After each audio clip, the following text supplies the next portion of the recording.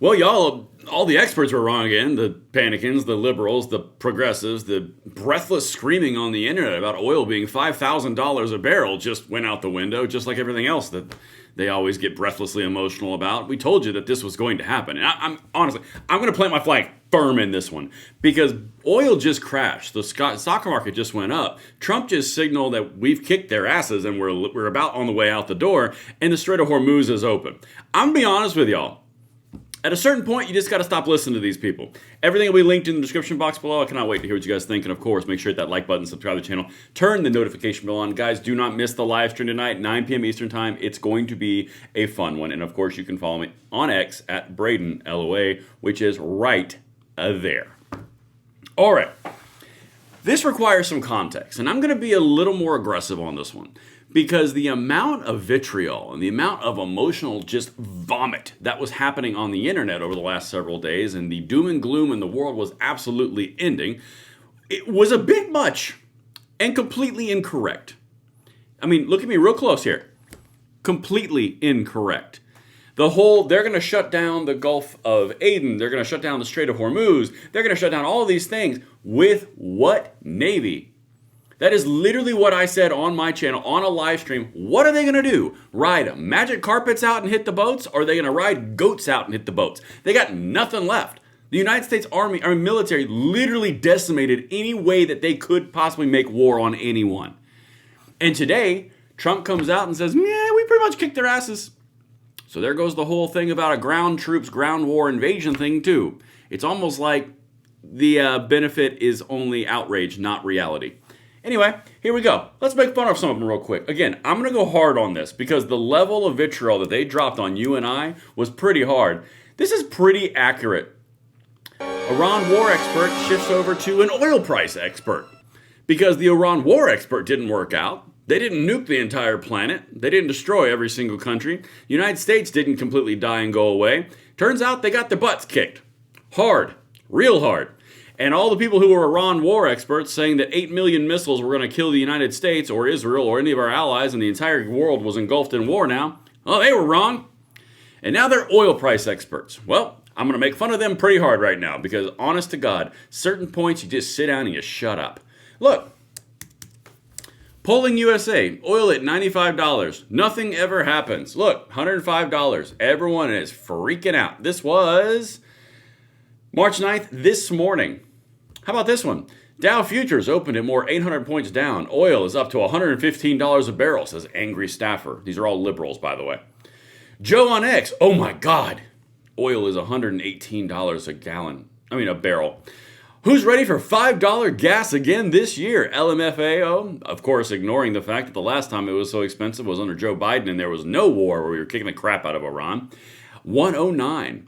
And then reality strikes. And CNN has to drop some real uncomfortable truth right on liberals' foreheads. Watch this. There's been a little bit of positive movement in the markets after the president told CBS that the war is pretty much complete. What's the latest? Yeah, oil prices hitting their lowest level of the day after crashing through that $100 a barrel benchmark overnight, even reaching up to $115, $120 a barrel. Those are numbers that we haven't seen for nearly 4 years since the war between Russia and Ukraine broke out. But even though these levels have come down to about $85, $90 a barrel, still 30% higher than they were just a month ago. Markets obviously move very quickly, but what isn't moving so quickly for Americans, at least today, is that price of gas. People are showing up at the pump and realizing that gas is costing about 50 cents more on average than it did just a week ago and 40 cents more than it did a year ago when President Trump was newly in office. Of course, oil prices can change. They could go back up again, especially because so much of the world's oil, 20%, is really locked at a standstill at that Strait of Hormuz, where 20% of the oil moves through as oil tankers are simply stuck there, unable. I'm just going to, you know what? I'm just going to stop him real quick. I'm just going to dunk on him. Hey, look. The near total obliteration of the Iranian Navy by U.S. forces, oil tankers have begun crossing the Strait of Hormuz with their transponders turned off as oil prices dropped 20% from recent highs. Remember all the doom and gloom and the screaming from not only liberals and progressives, but also the Republican conservative voices that won't do anything conservative or Republican related? They were all freaking out because the Strait of Hormuz was going to be a death trap. They're moving through. What are you going to do if you're Iran? You lost all of your navy. You lost all of your ability for missiles. You lost all of your ability for drones. And you lost all your ability for your air force.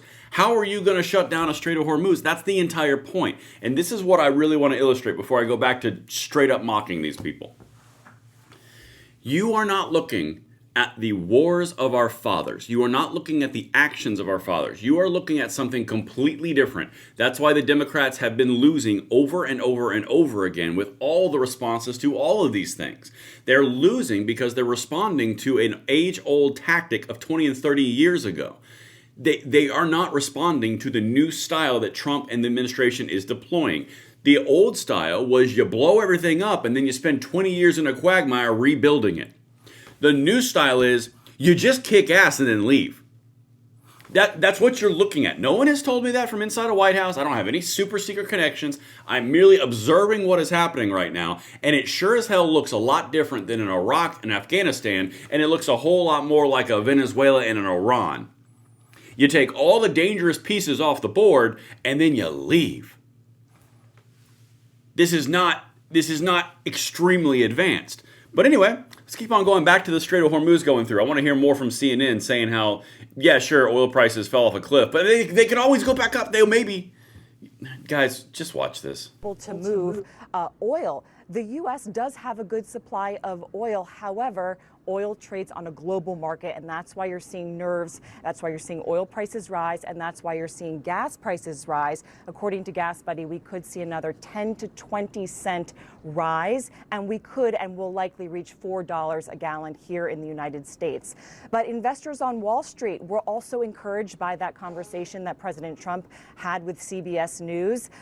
Markets really made a turnaround. The Dow closing up 239 points. Look at that, most of the day in the red, finishing in the green. Also the NASDAQ and S&P closing in the green.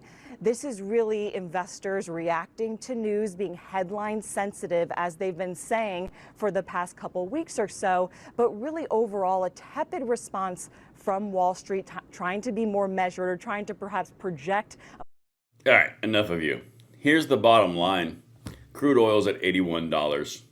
It's not at 3,000. It's not at 500. The Strait of Hormuz, people are flowing through it. So is the oil. Every single progressive and leftist and Republican on the internet was losing their minds.